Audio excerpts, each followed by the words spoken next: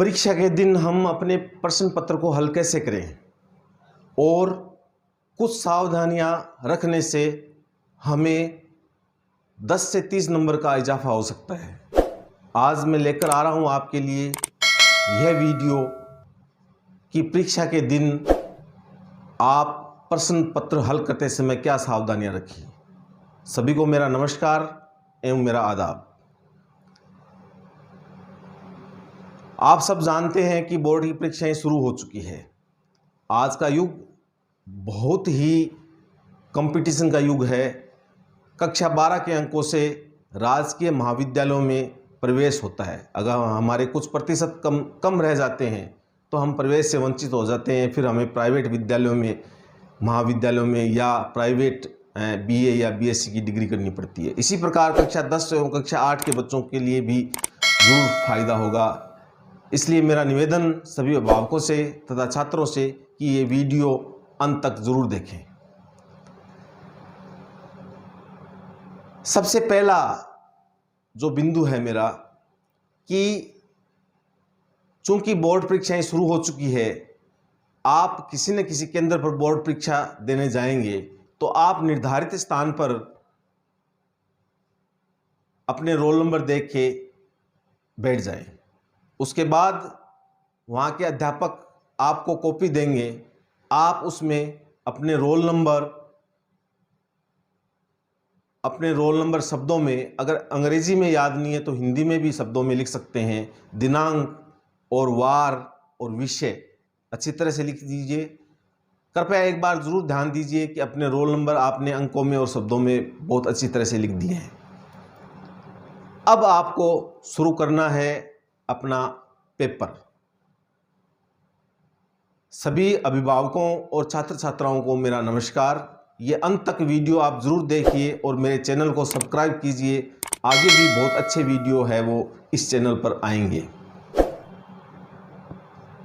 जब आपको शिक्षक या अध्यापक ने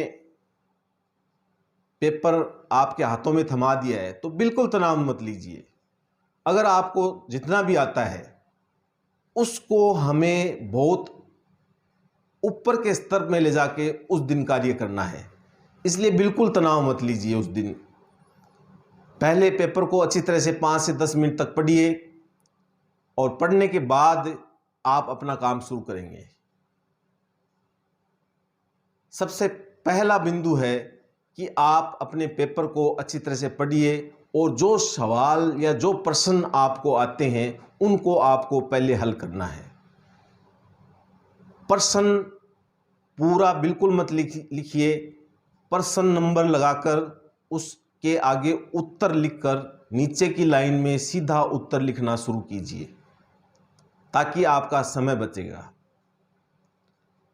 और जो प्रश्न या जो सवाल आपको आते हैं उनको आपको पहले हल करना है, क्योंकि हम परीक्षक जो कॉपी जांचते हैं वो आपके प्रथम 2 पेजों से ही ये अनुमान लगा लेते हैं कि इस बच्चे में लिखने का कितना आत्मविश्वास है और कितना अच्छी तरह से लिखता है। तो फिर आगे परीक्षक जो कॉपी जांच करेगा वो इसी दिमाग से करेगा, इसी तरीके से करेगा और आपके हर प्रश्नों में आधा और 1 नंबर की या तो कटौती हो सकती है और अगर आपने अच्छा लिखने की शुरुआत की है तो आधे और 1 नंबर की बढ़ोतरी हो सकती है। और आप देखिए कि 15 से 20 प्रश्न होते हैं, आधे 1 नंबर अगर मिले तो निश्चित रूप से 10 से 30 नंबर है हमारे बढ़ सकते हैं। तो दोबारा मैं आपसे निवेदन कि आपको जो सवाल, जो प्रश्न आते हैं उनसे लिखना शुरू कीजिए और आगे इसी क्रम से चलते जाइए।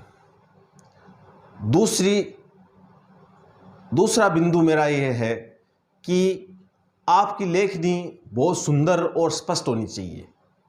इसमें मुख्य बात आपके वर्णों का, शब्दों की बनावट और निश्चित रूप से प्रत्येक शब्द पर लाइन होनी चाहिए ताकि आपकी लेखनी सुंदर बने। और लिखने में जल्दबाजी न करें। मैं प्राय कक्षा में परीक्षा लेते समय मैंने देखा है कि बहुत सारे बच्चे आधे घंटे पहले, 40 मिनट पहले पेपर कॉपी में लिख देते हैं और बाद में बैठे रहते हैं। कृपया ऐसा मत कीजिए। आप आराम से लिखिए, जल्दबाजी नहीं कीजिए। अपने दिमाग में समय को ध्यान में रखते हुए कार्य योजना तैयार कर ले उसी वक्त, छोटी सी, कि किस तरह से मेरे को पेपर हल करना है, ताकि सही समय पर सारा पेपर हल हो जाए। और अगर पेपर जल्दी हल हो गया तो आप है वो अपने प्रश्नों के उत्तरों को दोबारा जांच कीजिए। खाली मत बैठे रहिए, परीक्षा कक्ष में आप खाली मत बैठे रहिए। तीसरा बिंदु जो आपको ध्यान में रखना है कि प्रत्येक प्रश्न के उत्तर के बाद एक लाइन छोड़ दीजिए और दूसरे प्रश्न को एक लाइन छोड़ने के बाद शुरू कीजिए। महत्वपूर्ण बिंदुओं पर, मुख्य टॉपिक पर आप अंडरलाइन जरूर लगाएं ताकि परीक्षक उस चीज़ को पहले देखें।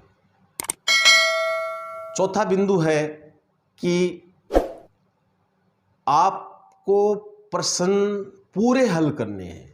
मान लो आपको जितने प्रश्न आते हैं उनको हल कर दिया, बाद में जो प्रश्न नहीं आता है उनको छोड़ना नहीं है, उनको भी आपको हल करने हैं।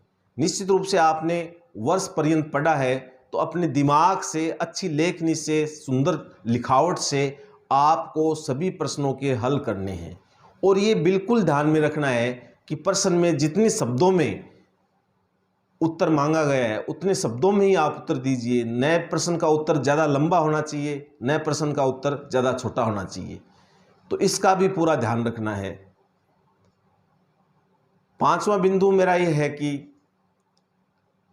अगर गणित का पेपर दे रहे हैं तो पीछे के 3 पृष्ठों में आप रफ कार्य करें, और अगर सवाल करते समय आपकी गणना में समय ज़्यादा लग रहा है तो कृपया उसको बीच में छोड़कर, थोड़ा स्थान छोड़कर अगले प्रश्न की तरफ बढ़ जाइए और समय समाप्त होने के बाद उसकी गणना पूरी कर लीजिए, ताकि आपके का सवाल या प्रश्न छूट न सके।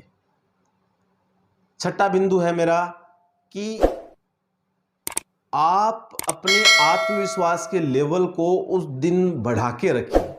किसी भी प्रकार की निराशा में मत आइए, आपके बहुत अच्छे नंबर आएंगे।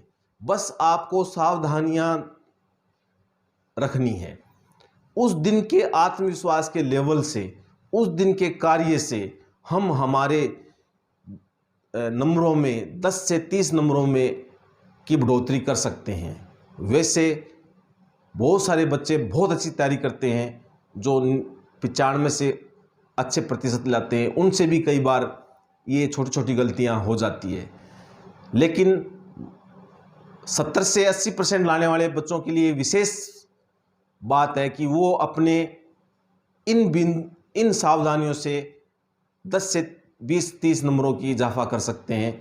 और जो बच्चे बिल्कुल कमज़ोर हैं उनके लिए तो बहुत ही फ़ायदा होगा कि अगर ये सावधानी रखें तो वो पास हो सकते हैं, वो आगे बढ़ सकते हैं।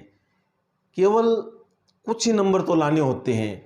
हमने पूरी साल हम स्कूल गए हैं, पढ़ाई की है, तो उस दिन के आत्मविश्वास से, पेपर में, कॉपी में लिखने के तरीक़ों से, सुंदर लिखावट से और प्रश्न हल करने के तरीक़ों से हम हमारे नंबरों में बढ़ोतरी। सुझाव कि कॉपी में अनावश्यक काट छांट मत कीजिए। अगर आपका प्रश्न उत्तर गलत हो गया है तो एक तिरछी लाइन खींच दीजिए और एक लाइन छोड़कर आप अपना प्रश्न का दूसरा उत्तर लिख दीजिए। और शब्द अगर गलत हो गए तो केवल एक लाइन खींच दीजिए।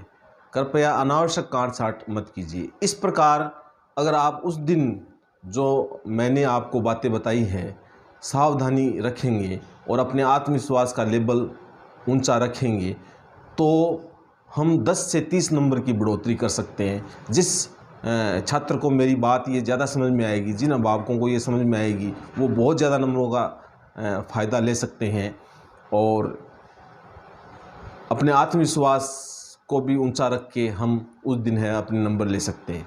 तो कृपया एक बार पुनः निवेदन कि आज के इस वीडियो से आप वीडियो में कही गई बातों का ध्यान में रखिए और अपने आत्मविश्वास के लेवल को ऊंचा उठाइए। मेरे चैनल को सब्सक्राइब ज़रूर कीजिए। आने वाले समय में बच्चे कैसे सीखते हैं इस पर पार्ट में कई वीडियो आपके लिए मैं लेकर आ रहा हूं। निश्चित रूप से आपके बच्चों के लिए बहुत फ़ायदेमंद होंगे। आप सबका बहुत बहुत धन्यवाद।